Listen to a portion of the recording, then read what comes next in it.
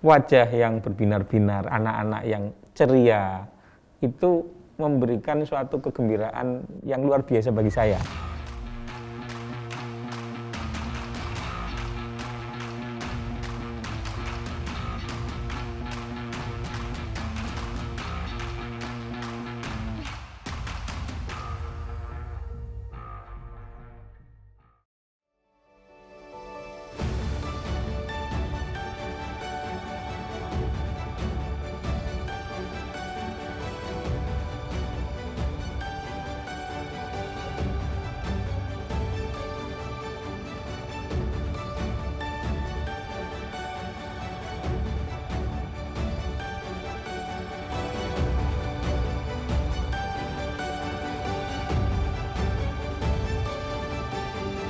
UGM dikenal sebagai Universitas Pelopor KKN, dan kalau kita tanya, kita baca catatan-catatan sejarahnya itu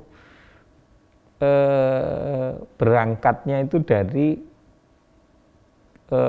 pengerahan tenaga mahasiswa keluar Jawa dalam rangka waktu itu adalah untuk menjadi guru pada saat awal. Tetapi filosofinya adalah apa? Yaitu tadi yang saya sebut dengan panggilan luhur untuk bisa berkontribusi atau memberikan bantuan kepada masyarakat yang paling membutuhkan. Nah, saya kira kesadaran ini juga harus dipunya oleh mahasiswa. Jadi mahasiswa itu harus mau mendatangi masalah gitu. Kemudian dengan bekal ilmu, bekal pengetahuan yang dia punya, berusaha semaksimal mungkin untuk bisa membantu menyelesaikan persoalan yang ada di masyarakat. Jadi konsepnya harus berangkat menurut saya ya Mbak. Ini jadi ruhnya KKN di UGM itu adalah tadi panggilan luhurnya, dan itu tidak bisa dilakukan dengan terpaksa. Kalau mahasiswa KKN dengan niat dasar satu hanya memenuhi kewajiban akademik untuk mendapatkan nilai, lalu yang kedua dijalani dengan terpaksa, maka ini sebenarnya tidak ketemu nih dengan ruh KKN yang dicetuskan para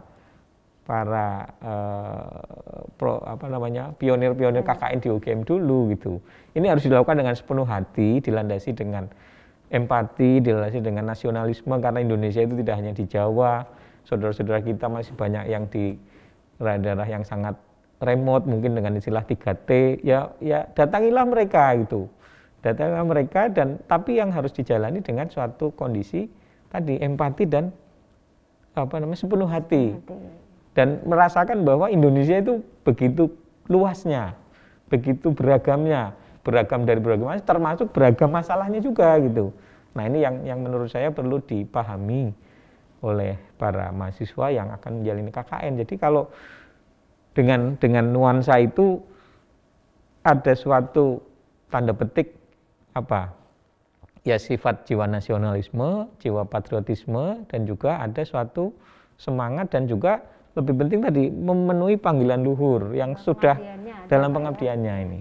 Nah ini yang semangat ini harus kita pegang terus dan harus selalu kita pahamkan kepada mahasiswa, karena ini titipan dari para senior-senior kita dulu yang mengkreasikan tentang kegiatan KKN ini. Untuk pengabdian masyarakat sendiri Pak, di lokasi bencana itu mungkin berbeda ya dengan yang normal, pengabdian di masyarakat pada kondisi yang tidak terkena bencana. Itu Bapak bagaimana suka dukanya Pak, atau bagaimana sih memberdayakan masyarakat yang terkena bencana dalam kegiatan pengabdian pada masyarakat ini Pak? Pengalaman saya berada pada wilayah-wilayah yang terdampak bencana, dan apalagi dampaknya sangat masif dan vital, memang berat Mbak. Artinya kita sendiri harus bersedia misalnya tidur ikut di tenda, ya biar kita ngerti gitu. Saya mengalami itu waktu ketemu di Palu ya Pak, tidur di tenda waktu gempa Palu. Ya memang harus begitu. Artinya pada lokasi-lokasi pasca bencana itu persoalannya akan sangat rumit, tidak hanya dari aspek fisik, tapi juga ada aspek non fisik, dan di sini persoalan kita adalah memang karena kita tidak siap. Sebenarnya kalau kita siap, maka dampaknya tidak begitu parah. Jadi ukuran kesiapan memang terbukti ketika ada bencana. Nah, masalahnya kan kita tidak harus menunggu bencana dulu untuk membuktikan kita sudah siap. Nah, ini tantangannya kan begitu. Jadi kalau pemerintah maupun semua pemangku kepentingan memang concern, maka memang tugasnya adalah bagaimana meningkatkan kesiapsiagaan agar dampak bencana itu tidak menimbulkan kerusakan dan kerugian yang parah. Tapi pada situasi itu sudah terjadi, ya mau tidak mau kita harus saling mengulurkan tangan dan harus siap. Jadi orang-orang yang harus terjun itu memang sudah sadar bahwa situasinya tidak enak. Makan mungkin juga seadanya, higienisnya harus seadanya, tidur dengan tenda. Mungkin nggak bisa mandi juga Pak ya, karena mandinya air sulit ya biasanya. Tidak ada. Ya itu kondisi sehingga memang, tetapi kalau memang kita mau merasakan penderitaan dan kemudian menimbulkan empati, ya itu bagian-bagian yang harus dijalani. Tapi saya kira UGM sudah menjalani beberapa kali yang saya sendiri ikut mengawal berkaitan dengan KKN kebencanaan. Jadi ini di luar KKN normal, peduli bencana ya, KKN peduli bencana, sehingga mahasiswa diberi tawaran, kemudian langsung diterjunkan mungkin pada minggu pertama atau minggu kedua setelah kejadian gempanya itu. Ya ini memang saya kira mahasiswa-mahasiswa yang mendapatkan kesempatan ini saya kira akan teruji ketangguhannya. Yang bisa bertahan, yang bisa lolos dengan kondisi ini, saya yakin mereka akan punya daya juang yang lebih baik. Karena merasakan bagaimana sulitnya hidup di daerah-daerah bencana itu, melihat saudara-saudara kita yang menderita dan sebagainya, sehingga itu pelajaran yang tidak mungkin diberikan di ruang kelas. Dan bisa jadi tidak banyak yang bisa merasakan pengalaman bagaimana hidup pada lokasi yang berat. Nah ini dalam hal ini maka kematangan, kemudian daya tahan, daya juang itu otomatis akan terangkat. Nah ini saya kira UGM sudah sampai ke sana, cuma apakah kita harus selalu menunggu kejadian bencana, kan mestinya tidak gitu. Justru kita bagaimana mengharapkan agar jangan pernah ada jadi bencana lagi, tetapi bagaimana program itu bisa terrealisasi untuk misi-misi pengurangan risiko bencana. Ya, kalau program-program pengabdian masyarakat sendiri Pak di daerah terdampak bencana Pak ya, seperti misalnya ada bangunan fisik dan lain-lainnya, bagaimana Pak cara supaya keberlanjutan tetap terjaga Pak? Kami percaya dengan pemberdayaan Mbak. Jadi kalau usulan atau program kita diterima oleh masyarakat dan masyarakat kemudian menjalankan, maka itu akan menjadi kata kunci bagaimana program kita itu bisa berlanjut. Contohnya begini, kalau kita ingin membuat rumah untuk korban yang rumahnya hancur, ya jangan kemudian si pemilik rumah ditinggalkan. Si pemilik rumah harus diajak, sekaligus juga diberitahu caranya membuat rumah yang aman. Dan dia harus terlibat. Nah kemudian karena dia terlibat membangun rumahnya sendiri, dia akan mengerjakan dengan baik-baik. Saya mau hidup di situ. Nah ini adalah satu kondisi-kondisi, ya saya contohkan misalnya tentang pembangunan rumah. Jadi agar ini bisa bertahan atau bisa berlanjut, ya kuncinya adalah pemberdayaan, sehingga masyarakat yang jadi penyintas pun itu semaksimal mungkin bisa dilibatkan agar terjadi proses pemberdayaan. Dan ini tantangan, karena kadang-kadang penyintas gempa itu pada kondisi psikologis yang berat. Ya, down sekali biasanya. Iya, ya, jadi apa namanya, sudah kehilangan mungkin ada yang nyawa, keluarga, harta, mungkin harta dan sebagainya. Tapi di sisi lain dia juga harus kembali untuk melanjutkan kehidupannya dan berdaya.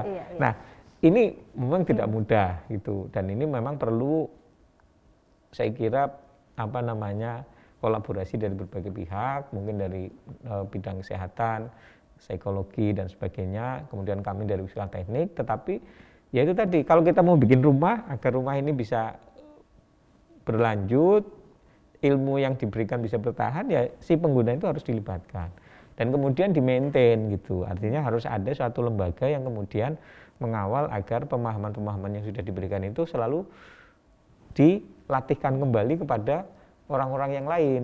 Nah sehingga kemudian pada suatu masyarakat akhirnya akan terbentuk suatu kemampuan dan pemahaman bagaimana misalnya cara membuat rumah yang lebih aman.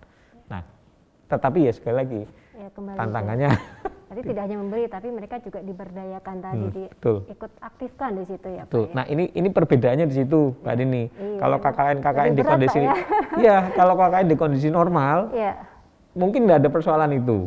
ya pemberdayaan, tapi dari kondisi yang mungkin relatively normal, kemudian untuk ditingkatkan. Secara tapi pada psikologis juga beda ya betul, Pak ya.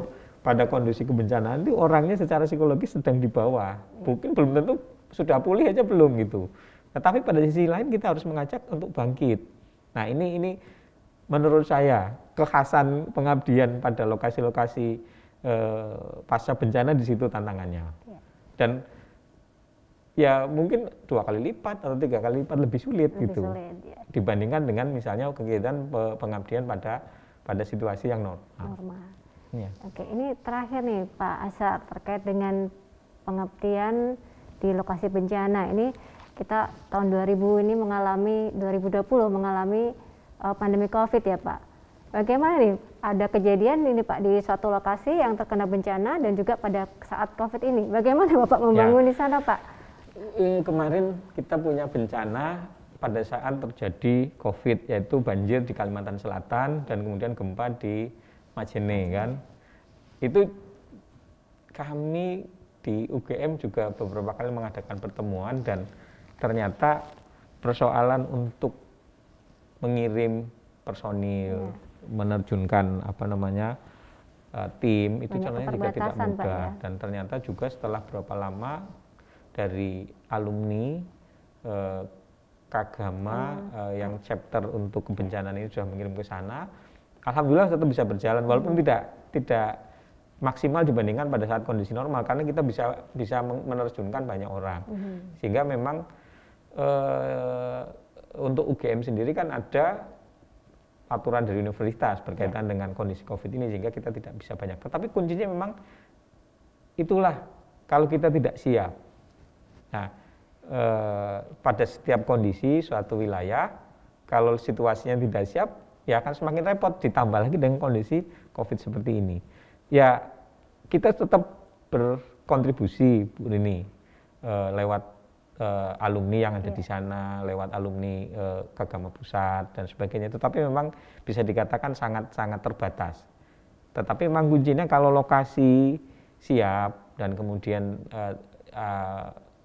artinya pemerintah daerah ataupun masyarakat yang berada pada wilayah yang berisiko ini punya kesiapsiagaan yang baik, ya ada COVID atau tidak COVID mestinya bisa tertangani gitu. Memang adanya COVID ini menjadi pembatasan kita dan ya saya tidak bisa banyak berkecimpung ketika kemudian ada batasan-batasan teknologi batasan transportasi, batasan dari universitas untuk menerjunkan Sivitas Agamodika. Ya, itu tidak bisa dipungkiri. Memang kontribusi kita pada saat kondisi COVID ini memang tidak bisa maksimal. Sebelum kita akhiri Pak Ashar, pengalaman apa yang menurut Bapak paling berkesan pada saat melakukan kegiatan mitigasi bencana ini Pak? Terima kasih Mbak Rini. Ini saya akan berbagi pengalaman dan harapannya bisa menginspirasi terutama mahasiswa. Jadi pada beberapa kesempatan kita punya program untuk membangun rumah warga terdampak gempa yang rumahnya hancur total sehingga mereka harus tinggal di tenda. Nah, ketika kita sudah mulai proses membangun, walaupun baru mungkin sekitar 50% dikatakan selesai, tanpa minta izin, tanpa apapun mereka kemudian mulai kembali ke rumahnya. Dan yang membuat perasaan kita berkesan itu adalah wajah kegembiraan dari anggota keluarga, kebetulan ada anak-anaknya yang kemudian bisa meninggalkan tenda dan kembali ke rumahnya, walaupun kondisi rumahnya juga masih setengah jadi lah. Tapi mereka merasa betapa senangnya bisa kembali ke rumahnya. Wajah yang berbinar-binar, anak-anak yang ceria, itu memberikan suatu kegembiraan yang luar biasa bagi saya. Yang ini ya Pak ya? Iya, jadi karena mereka merasa beratnya Mbak, tinggal di tenda itu kan panas kalau siang, dingin kalau malam, belum berdebu dan sebagainya. Ketika mereka bisa tinggal ke rumah sendiri itu ada suatu perasaan kegembiraan. Dan ketika kita bisa berkontribusi, walaupun mungkin kontribusi kita ya hanya 50%, dan bisa melihat kegembiraan wajah-wajah anak-anak yang kembali itu perasaan yang sangat luar biasa bagi saya. Itu kira-kira yang sangat berkesan. Terima kasih Pak Asyar, luar biasa tadi share pengalamannya Pak ya. Berikut tadi bincang-bincang kita dengan Bapak Asyar. Semoga apa yang kita perbincangkan hari ini bisa menjadi inspirasi untuk kita semua. Satu hal yang pasti, bencana alam bukanlah musibah terbesar bagi suatu bangsa.